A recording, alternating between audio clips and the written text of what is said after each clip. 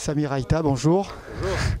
Bien, première question, ou ce serait même quasiment la seule, comment vous caractériseriez-vous la situation en Syrie aujourd'hui ?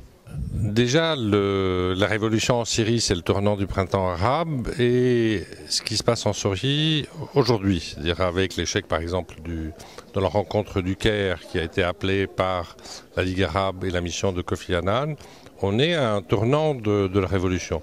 D'une certaine manière, toutes les organisations politiques existantes en ont pris un coup. Le Conseil national, un peu le CNCC qui a juste demandé le report, mais le Conseil n'a pas l'air d'être, je dirais, se mettre d'accord entre ses membres pour jouer en plein la mission de Kofi Annan pour, comme disait Kofi Annan, essayer de faire le changement du pouvoir par des moyens pacifiques et éviter la guerre civile dans le pays.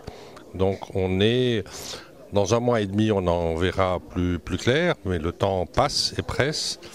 Et il faut faire quelque chose de très fort, mais on ne le voit pas venir dans les prochaines semaines pour éviter une explosion quand le délai de cette mission de 3 mois finira. Qui est d'après vous responsable de l'échec actuel de la mission de paix menée par Kofi Annan ? La mission de Kofi Annan n'a pas échoué. La mission de Kofi Annan a 2 aspects. Un premier aspect qui est de réduire la violence, d'être témoin sur place et de permettre aux manifestations pacifiques de venir créer des sit-ins, d'occuper les centres-villes importantes, notamment à Alep et à Damas. Si vous regardez ce qui s'est passé il y a 2 jours, il y a une grande manifestation qui est sortie de l'université d'Alep, qui est allée dans la place centrale du centre-ville, qui était une tentative, je dirais, qui, à mon avis, dans la 2e ou la 3e, pourrait arriver à créer le blocage, c'est-à-dire que la place Tahrir au milieu d'Alep. Il y a des tentatives de la même manière à Damas, mais il n'y a pas encore suffisamment d'observateurs.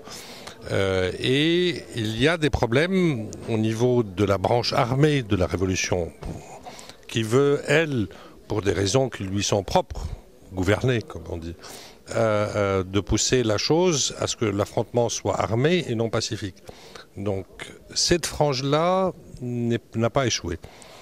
La frange qui a beaucoup de difficultés, c'est la frange politique. C'est-à-dire, à un moment donné, s'il y a un blocage à travers les manifestations, à travers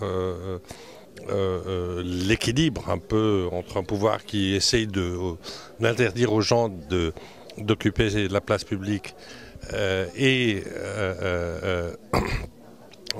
les manifestants qui sont toujours prêts à payer le prix du sang juste pour arriver à créer le blocage qui va faire le changement, il faut quand même des gens qui fassent de la politique. Il faut qu'il y ait une manière de trouver comment on fait la phase de transition. Or, les corps politiques ont beaucoup de difficultés à parler de ça.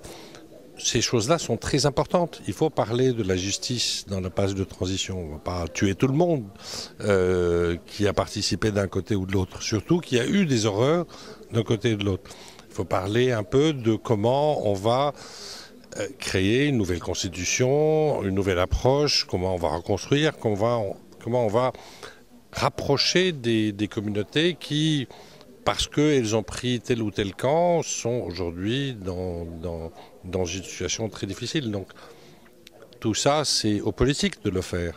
Or, il faudrait faire quelque chose un peu comme ce qui s'est passé en Tunisie, c'est-à-dire une espèce de petit comité pour la sauvegarde des idéaux de la révolution, des principes de la révolution et pour la transition démocratique qui a pu amener toutes ces composantes politiques en Tunisie qui allaient à Ouadia, mais en Syrie qui vont à Ouadia, et je dirais qui ont permis que la transition en Tunisie soit de loin meilleure que celle de l'Égypte.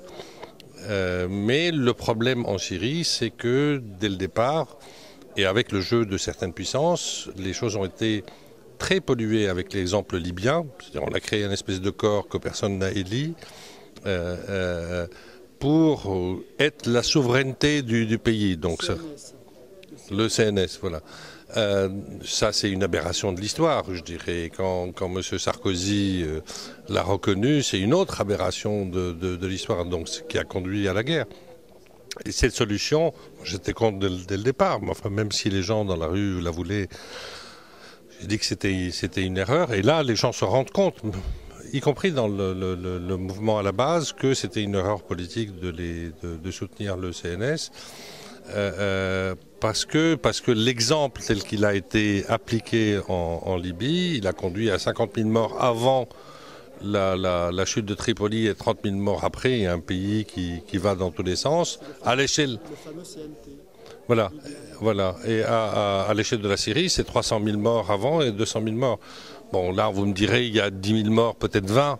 Mais je dirais, tout ce qui peut être fait pour faire le changement dans un pays en minimisant le nombre de morts est louable par essence. Est-ce que vous croyez donc au changement en Syrie sans guerre civile et sans intervention étrangère? D'intervention étrangère, il n'y en aura pas. Je dirais, même les Occidentaux, ils disent ça pour plein de raisons des avant. Mais je dirais, certains ont fait croire à la population qu'il y aura une intervention étrangère.